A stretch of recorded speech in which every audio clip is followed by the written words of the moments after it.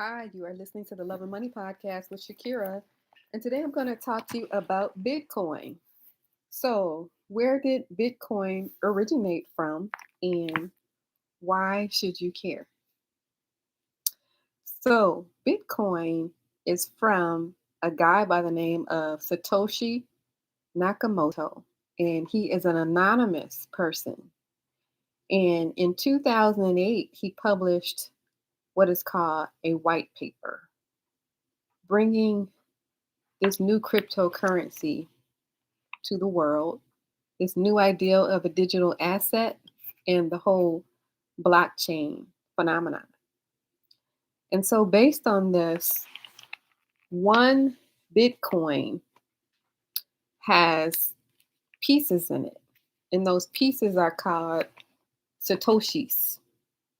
And so, it takes 100 million pieces to equal one Bitcoin. So, say for example, you have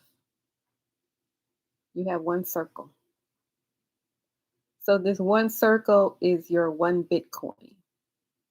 And you're going to split this up into several different pieces, 100 million pieces.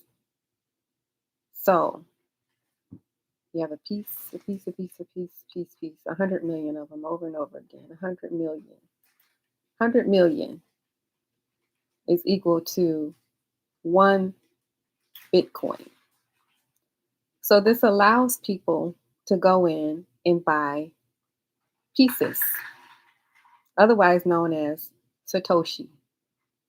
So when you go in and you buy a piece, you're buying Satoshis. And it will take you 100 million pieces to buy one Bitcoin. So there's a guy by the name of Michael Saylor, and he is the CEO of a company called MicroStrategy. And so, according to his estimations, Bitcoin, the price of one Bitcoin will be worth $14 million in the future, and it will have a market cap of $300 trillion.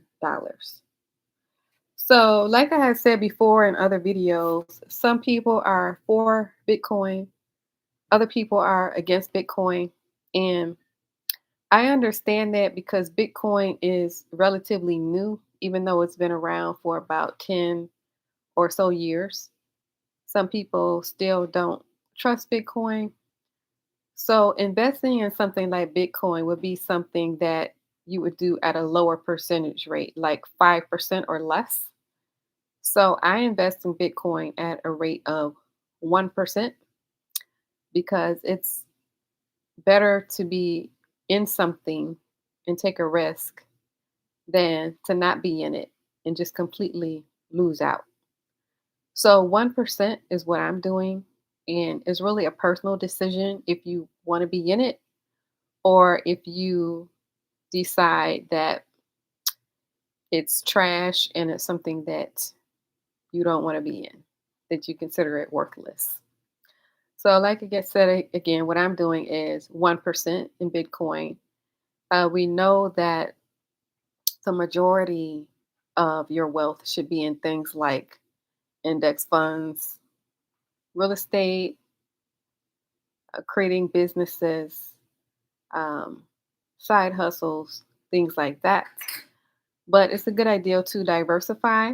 And so some people are using Bitcoin as a way to diversify.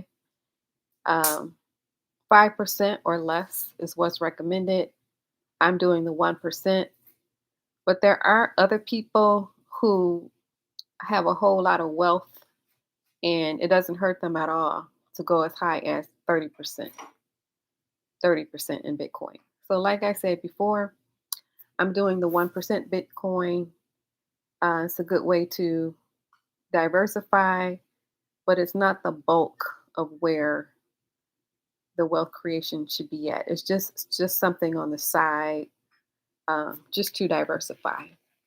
And so, like I said before, Michael Saylor, he is the CEO of a company by the name of MicroStrategy.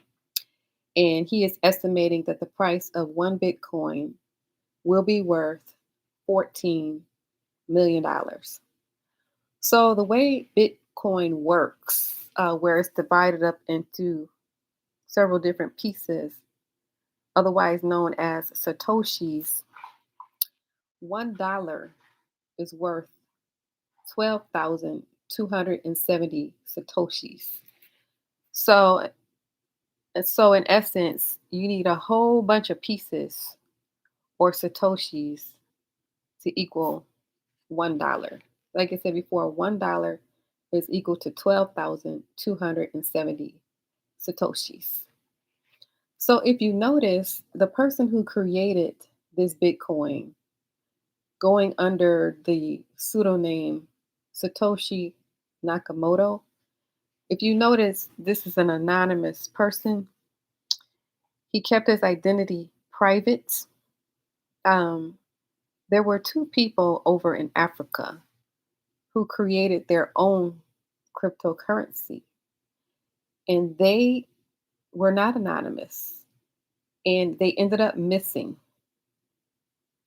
They ended up missing off of the earth. And so, not only was this story not publicly told over the media, um, I'm sure a lot of people have not even heard this story and probably don't even know that Africa developed their own cryptocurrency. Not only did the two people end up missing off of the earth, the whole story was just thrown under the rug like it never even happened. So you have two people over in Africa who developed their own system of cryptocurrency. And then you have the anonymous person here, Satoshi Nakamoto, who knew to keep himself anonymous. So apparently, there's something about this system uh, in the governments that the government is going to make sure that they maintain control over the population, because there's definitely something awry if somebody is developing their own cryptocurrency and they end up missing, and then you have somebody here who develops a cryptocurrency and they remain anonymous. So there's definitely something going on where the government is going to make sure that they keep control of the population at all costs. So just want you to be aware of what is going on with Bitcoin, kind of an idea of how it works, how the Bitcoin is broken up into several different pieces, also known as Satoshis, how it takes a whole bunch of pieces to equal $1.